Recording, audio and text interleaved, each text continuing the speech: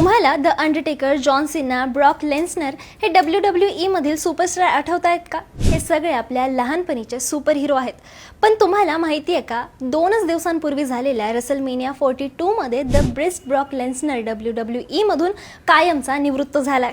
अगदी काहीच दिवसांपूर्वी जॉन सिना सुद्धा निवृत्त झाला होता आणि आता ब्रॉकनेही रिंगला रामराम ठोकलाय. नक्की काय झालंय सांगते, पण त्याआधी अशाच माहितीसाठी थोडक्यातला फॉलो करा. 2002 मध्ये WWE मध्ये एंट्री करणाऱ्या ब्रॉक लेन्सनरने अक्षरशः दहशत निर्माण केली होती. त्याने आपल्या ताकदीच्या जोरावर जॉन सिना, ऑर्टन आणि रोमन रिंग्स सारख्या दिग्गजांना अनेकदा धूळ चारली.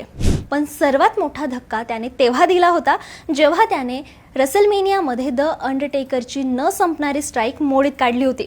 यावेळच्या रेसलमेनिया 42 मध्ये मात्र ब्रॉकचा शेवटचा सामना झाला आणि पराभवासोबतच त्याने आपली ग्लव्स रिंगमध्ये ठेवून निवृत्ती जाहीर केली. याच रेसलमेनियामध्ये दुसरीकडे एक हाय व्होल्टेज सामन्यात रोमन रिंग्सने सीए पंकला हरवून पुन्हा एकदा चॅम्पियनशिपवर आपलं नाव कोरलं आहे. अंडरटेकर आणि जॉन सिना आधीच निवृत्त झाले होते, आता ब्रॉक लेन्सनरही गेलाय. आता फक्त ऑर्टन आणि रोमन रिंग्स हेच आपल्या लहानपणीचे हिरो रिंगमध्ये शिल्लक आहेत.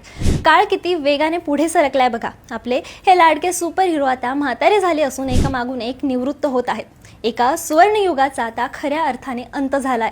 याबद्दल तुम्हाला काय वाटतं? आपले लहानपणीचे हिरो आता पुन्हा कधी आपल्याला पाहायला मिळतील की नाही, कमेंटमध्ये नक्की सांगा आणि अशाच अपडेटसाठी थोडक्यातला फॉलो करा. बातमी म्हणजे थोडक्यात.